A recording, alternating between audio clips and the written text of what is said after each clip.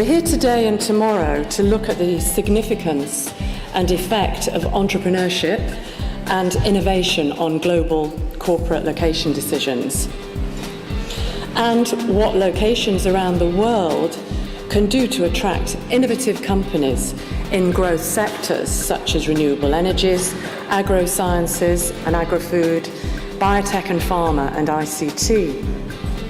Thus, it is not unreasonable to say that if you can inculcate a generation of entrepreneurs, you can have more impact on an economy than any other single thing that one might focus on.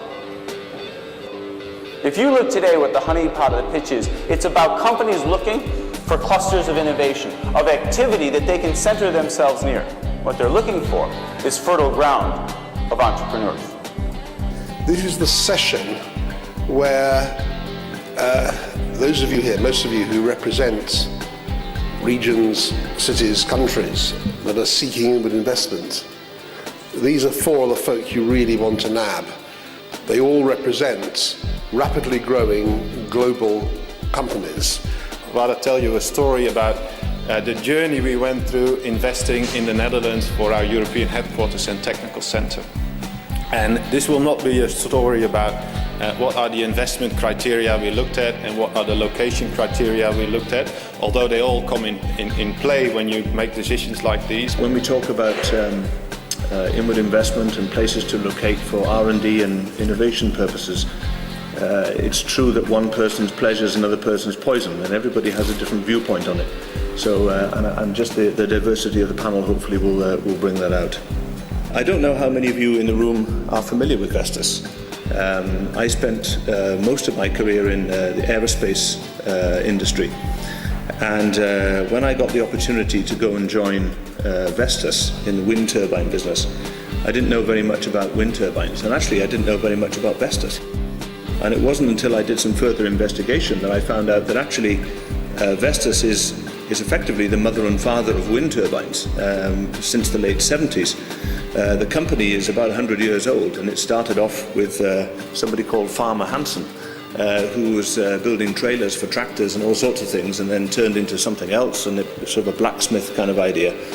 And then, of course, the wind turbine industry very much grew up in Denmark, and many of the major players are present in Denmark because the talent and skill sets are there. I'm CEO of Kijin. I would like to present you about this R&D agro-food biotech company, its locations and the future. We also have seen and are witnessing at this moment in time a very rapid development of the BRIC agro superpowers. If you see the investments by especially China, for instance, in agriculture and biotechnology, that's astonishing. We also see large consolidations in the seed industry. How we manage that migration to Asia. World leader in our segment, about 3,000 people, a very big portfolio of international manufacturing sites. About $1 billion in revenue. We've grown from 6% EBITDA to 24% last year, so pretty impressive track record.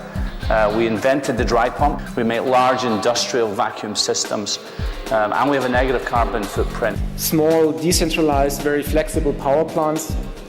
The second thing that we see more and more is energy storage concepts. So we significantly invested in a battery storage technology that will be first implemented in our hybrid locomotives. But this technology can also be used to stabilize grid and store significant amounts of renewable energies for times when you don't have sun or wind. And then another example is in wind turbines. I mean, we have quite some experience. We significantly improved the product, but there are concerns around noise emissions. Another big investment that we just recently announced is in the solar space. So we have and will invest $600 million in a new photovoltaic thin film manufacturing technology.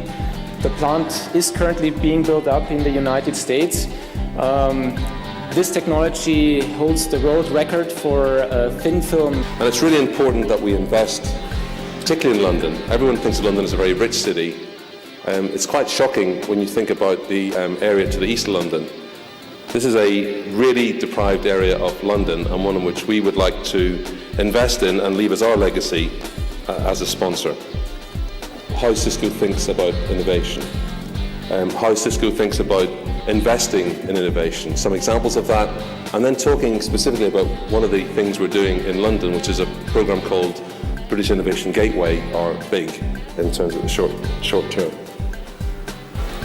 So, Dr. Reddy's is expanding in the UK. Why would that be? This is an Indian company with a significant presence in India, the low-cost manufacturing India.